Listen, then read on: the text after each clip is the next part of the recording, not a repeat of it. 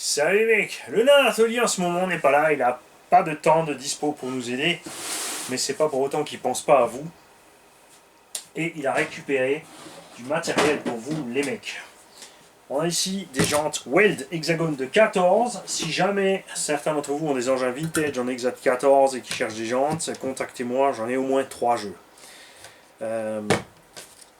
Ça, c'est une chose, et c'est la plus petite. On a 4 jantes, 4 pneus, ceux-là ont été décollés, aussi en Hexa 14 à l'ancienne. Il faudra les recoller, ou utiliser les pneus sur d'autres jantes, n'importe. Ces pneus, on en avait déjà, souvenez-vous, sur le Summit, j'avais essayé. C'est des pneus chinois. Pour crapailler, ils sont pas top, mais dans la terre, ça se passe bien. Ils sont relativement durs. 4S maxi, après ça ballonne à mort, c'est clair. Hop. Mais les gens tombent de la gueule, faut dire ce qui est. On a une radio T2M Racer Sport qui fonctionne par contre encore avec 8 batteries, et celle-ci va avec l'engin qui va là-dessous. Une carreau de Proline Hummer H2, ça c'est marrant. Bon, ça à la base c'est un H1 mais j'avais que le sticker H2. Une carreau old school, celle-là je me la réserve par contre pour moi, pour un petit projet éventuellement. Hein. Je ne sais pas encore, on verra. Et là-dessous on a un engin que je dois vous préparer. Ah ça y est, on a perdu. Un Emax électrique première génération, donc qui était prévu avec 2 moteurs à charbon. Et ce Emax avait une boîte 2 vitesses, première et seconde, comme pour le Summit, puisque les moteurs étaient trop faibles pour lancer le poids de la machine, surtout que c'était prévu à énième H à l'époque. Bouge pas, t'as un truc qui était tombé sous les pieds. C'était prévu à énième H à l'époque. Il fallait donc partir en proms, ensuite passer la 2 pour rouler. Si tu partais en 2, ça partait, mais tu cramais systématiquement les charbons. Erreur de beaucoup de laisser la proms pour les gamins et de dire aux gamins voilà, roule en proms, comme ça tu roules pas vite. Le problème c'est que les moteurs eux montent à fond dans les tours, donc ils cuisent et la transmission est soumise à un gros stress puisque ça force, donc tu pètes la transmission. Tu peux l'upgrader facile avec le châssis, le nouveau châssis, enfin le châssis plus récent, plus long, les 2 bras en dessous plus longs, les cardans sont télescopiques qui suivront, évidemment. Lui, il est encore en full Traxxas. Les amortos, eh ben, c'est nickel, ça a été réglé par le nain. Regarde-moi ça, c'est super crémeux, super agréable. On verra si le servo, je crois, celui-là est bloqué, c'est pour ça qu'il est décroché ici. Donc on mettra un autre servo sur le shift et on supprimera la partie charbon. On va dégager le Vario et les 2 moteurs. On mettra un seul moteur 36 74 1900 kV, un petit Vario 4S tranquillou. 2x2S, ça ira bien dans cette machine, bien léger. Avec pas trop de punch. Et peut-être même si on peut régler ici, ouais là on peut régler même le dual rate. Parce que c'est un engin excellent pour les débutants, pour 2 raisons. Il est simple à conduire. Il a des pneus à chevrons mortels. J'adore ces pneus. Pour moi, ce sont les meilleurs pneus à chevrons du marché. Les Traxxas, là, ils sont agressifs. Ça ressemble pas à des vrais chevrons. Mais leur design est juste mortel. Ils sont évidemment pas prévus pour rouler trop vite, trop fort. Quand même déjà des mousses à l'intérieur.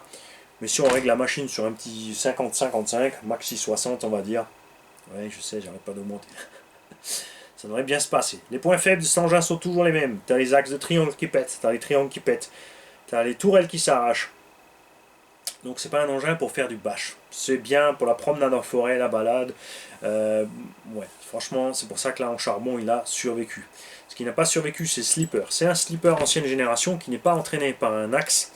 Il y a encore un hexagone sur l'axe principal. Donc c'est un Slipper de la même version que Nitro. Tu vois, c'est un 6 pans, c'est la bague intérieure. Et grâce à Parrain Passe-Partout, une fois n'est pas coutume, nous avons de quoi réparer cette machine. On a aussi des cardans, puisqu'il arrive que les cardans claques sont plus petits que les Traxxas Emax de dernière génération. Ces cardans sont plus fins. Donc après, tu as les Emax qui sont encore plus gros et les Max qui sont encore plus gros. J'ai reçu de la part de Jam Jam et de Papa RC les cardans d'origine du Max. On ne pourra probablement pas les monter à cause des roulements dans les fusées. Mais on a encore plein de cardans de Emax de la part de Parrain, passe-partout. Donc on pourra mettre de la réserve avec. Parce qu'il vaut mieux, ouais, on va rester sage à 50-55, tranquillou, avoir une grosse autonomie et ne pas trop forcer sur le machin. On a des slippers renforcés au tracing de la part de Parrain, donc ça ira très bien. Donc il y a, à mon avis, de quoi faire ici pour lancer un petit haut, pour qu'il débute tranquille, sans exagérer. Évidemment, si tu craches, tu casses, c'est ta faute. Tu le sautes, tu craches, c'est ta faute. Faudra le respecter. C'est une vieille bécane. Il y a plein de pièces pour renforcer. Après, je peux que conseiller, si tu casses, de passer sur des pièces RPM. Mais si tu veux fiabiliser un max, ça revient très cher. Il te faut les bulkheads RPM, les triangles RPM inférieurs et supérieurs, les tourelles RPM, les plots de carreaux RPM, les supports pare-chocs RPM, les pare-chocs RPM. Il y a juste le châssis qui reste d'origine. Les renforts en dessous, je conseille même carrément les alus pour pas craquer le châssis en haut si tu vas un peu plus fort que la machine. Le Emax, c'est ses premières générations de MT qui était justement la base en charbon, qui a subi le brushless de plein fouet parce qu'ils ont attaqué trop fort. S'ils avaient depuis le début mis juste un 3674 et 4S, ça se serait super bien passé, mais ils ont mis un Mamba Monster 2.2 en 2200 kV là-dedans. La machine n'a jamais pu les gérer. En 4S, c'était... Il fallait déjà faire de la RC, c'était vraiment pas... Enfin, absolument pas un engin pour débutants ou pour quelqu'un qui n'a pas de feeling sur la gâchette. Ce qui tenait bon, c'est la boîte de vitesse et les diffs avant-arrière. Ça, c'était bon. Après, les pneus talion qu'ils avaient montés sur les brushless, ils explosaient à tout bout de champ. Il n'y a pas de diff central, donc c'était un massacre. Fallait laisser les cardans centraux plastiques. Il valait mieux péter les cardans en plastoc que d'aller défoncer tout le diff arrière systématiquement. Même problème évidemment qu'il y avait sur le Savage Flux HP, mais qui lui, par contre, était quand même déjà beaucoup plus costaud. À cette époque-là, Traxxas n'avait pas la moindre chance contre des engins HPI ou autres. C'était vraiment pas terrible. Mais les prix étaient déjà au taquet. Par contre, niveau look et niveau utilisation de la machine, tu vois, on est super haut au centre. C'est ce que j'attendais un peu du Max, une évolution de cette machine, mais ils ont choisi de faire autrement. Tu vois, on est ici clairement, nettement plus haut qu'un Traxxas Max. Sous le bulkhead, là-bas, on doit avoir 5 cm. Là, on a le double.